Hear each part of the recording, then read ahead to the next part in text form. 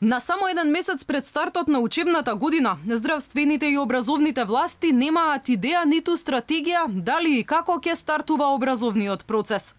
Најрано во петок, Комисијата за заразни болести ќе отвори оваа тема, што пак дополнително ја отежнува работата на наставниците, кои немаат време да се подготват за почетокот на школската година.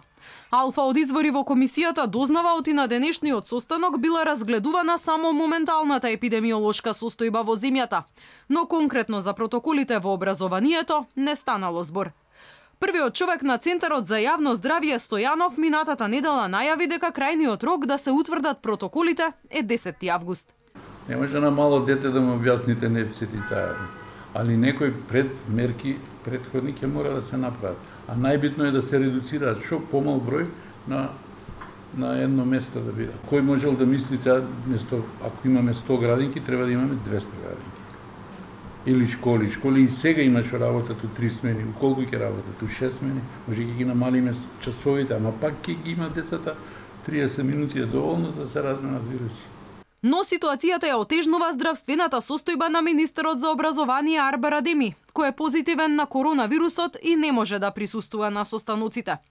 За сега останува неизвестно дали учениците сепак ќе седнат во училишните клупи со задолжителна дистанца меѓу нив. Ќе бидат ли скратени часовите или ќе се крати наставната програма? Ќе се учи ли во 3 смени и крајно, каде ќе има настава со далечинско учење, а каде со физичко присуство? Алфа од своји извори дознава оти наставниците за сега никој не ги консултирал околу текот на наставните часови, ниту пак имаат било какво известување за стартот на учебната година. И родителите не знаат дали да почнат да ги подготвуваат децата за нашколо. И додека овие дилеми ги мачат и педагозите и родителите, председателот на Комисијата за заразни болести Жарко Караџовски во гостување на телевизија Алфа најави оти конечната одлука дали според кои протоколи ќе учат учениците, најверојатно ќе треба да се почека до крајот на август. Постои опција А и опција Б.